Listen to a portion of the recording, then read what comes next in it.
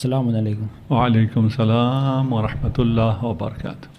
قبل یہ کچھ سوالات ہیں، یہ کچھ اہل سنت بھائی یا ریسرچرز اکثر ہم سے پوچھتے ہیں کہ غلو کی ڈیفینیشن کیا ہے، اور وہ غلو کی ڈیفینیشن کچھ اس طرح سے بتاتے ہیں کہ کوئی بھی کام حتیٰ کہ وہ مباح ہی کیوں نہ ہو، وہ دین کے اندر داخل کرنے کی کوشش کریں یا ایسی پریکٹسز کو جو مستحب یا سنت یا دین کے کا جز بنائیں تو وہ غلو کہلاتا ہے۔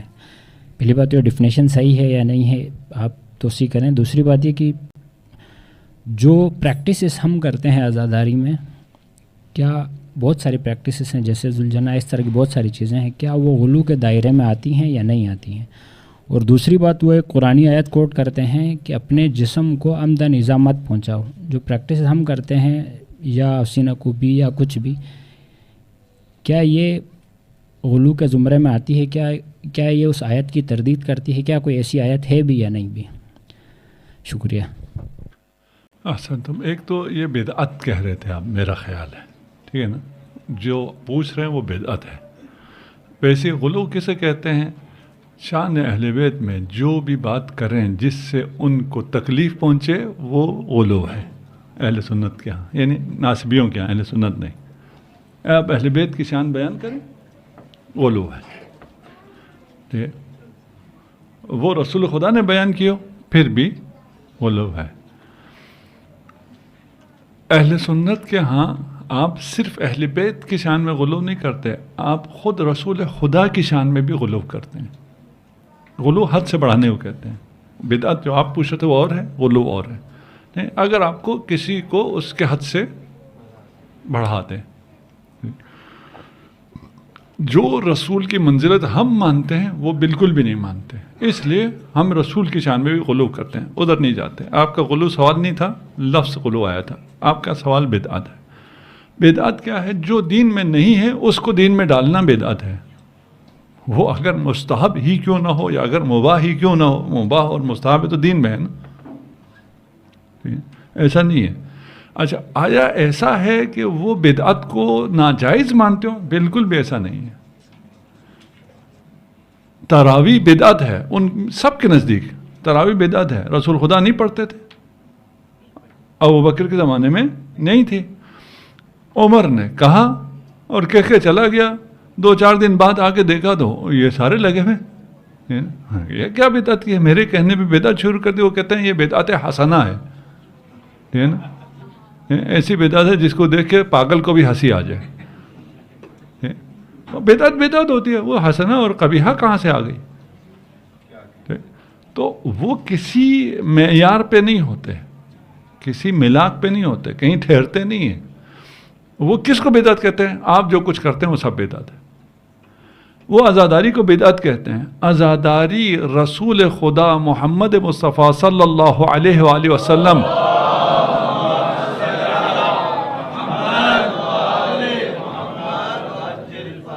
شہادت امام حسین سے پہلے رسول خدا کی عزاداری سنی شیعہ ساری کتابوں میں ثابت ہے۔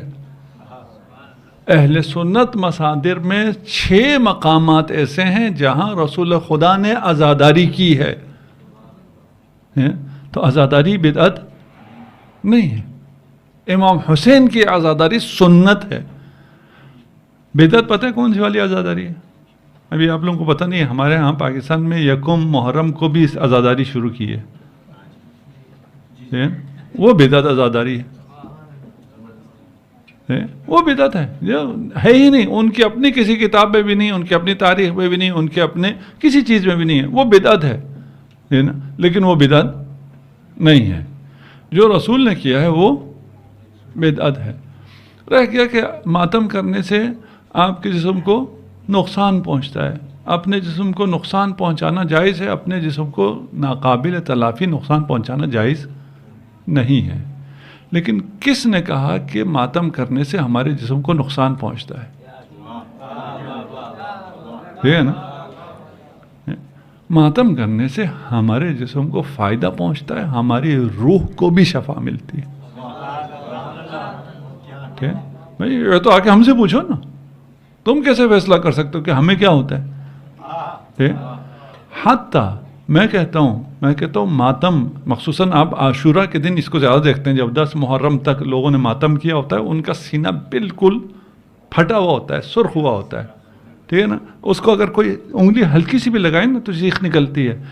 اس سینے پہ وہ اتنے زور سے ماتم کرتا ہے، اس کو درد ہوتا ہے، ذرا برابر درد نہیں ہوتا. ٹھیک ہے، کس نے کہا ہمارے جسم کو نقصان پہنچتا ہے؟ بالکل بھی نقصان نہیں پہنچتا. بچوں کے لیے کہہ دوں، میں مریض ہوا تھا تو میں نے کہا مجھے درد نہیں ہوتا، تو ڈاکٹروں نے بھی چیلنج لیا کہ یہ کیسے ہو سکتا ہے تمہیں درد نہ ہوتا. آپ اگر 1 سال ہاسپٹل میں رہیں تو آپ کو تو کیا کیا ہوتا ہے آپ کو پتہ ہے، جو 2-4 دن بھی رہے. تو وہ سب سے چھوٹا ہے، جب آپ کو کوئی پٹی وٹی لگاتے تو وہ اتارتے ہوئے، اول تو لگاتے ہوئے کہتے تھے شیو کرو، میں کہتا نہیں شیو نہیں کرو، اسی کے اوپر لگاؤ. اتارتے ہوئے احتیاط کرتے، میں کہتا کھینچ تو مجھے درد ہی نہیں ہوتا.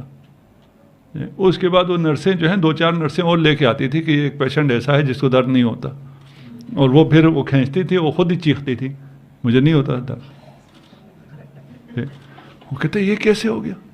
اور میں ابھی تو اس لیکچر میں نہیں، میں بچوں کو جب لیکچر دے رہا ہوں تو ان کو کہتا ہوں ایسا ہو سکتا ہے آپ کو درد ہی نہ ہو فلاں. کیسے ہو سکتا ہے؟ جب میں کہتا ہوں تم بھی ایسے ہی ہو، صرف میں ایسا نہیں ہوں، مانتے ہی نہیں ہو. اس کے بعد میں کہتا ہوں کبھی ماتم کیا ہے؟ ہاں. میں کہا درد ہوتا ہے؟ کہتا ہے نہیں. ہم سب ہیں نا، ہم سب ایسے ہیں، ہم درد پروف ہیں، ہمیں درد ہوتا ہی نہیں ہے. ٹھیک ہے نا. صرف ہم ماتم کے دوران اس حالت کو، اس ایمان کو یا اس اسٹیٹ کو استعمال کرتے ہیں، اس کے علاوہ استعمال نہیں کرتے ہیں. ٹھیک. تو ماتم سے ہمیں کوئی نقصان نہیں ہوتا.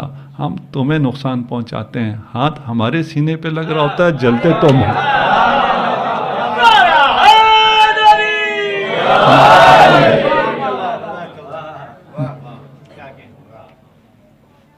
جی نیکسٹ. آپ کے ہو گئے نا سارے سوال؟ وہی بات ہو گئی نا. کہا اگر نقصان ہے تو جائز نہیں ہے. نقصان بھی کہتے ہیں جو ناقابل تحمل نقصان ہوا. ٹھیک ہے جی. کیا؟ ہاں نہیں بدعت نہیں ہے. کیوں بدعت ہے؟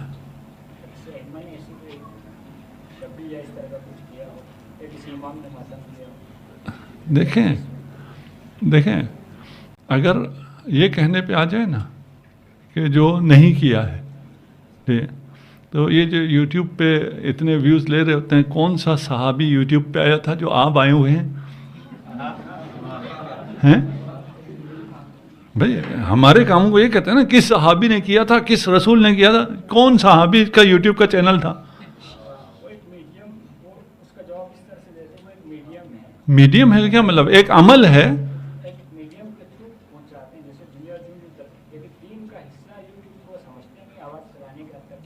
نہیں، آپ نے کہاں سے کہہ دیا کہ یہ جو ہم علم نکالتے ہیں یہ دین کا حصہ ہے؟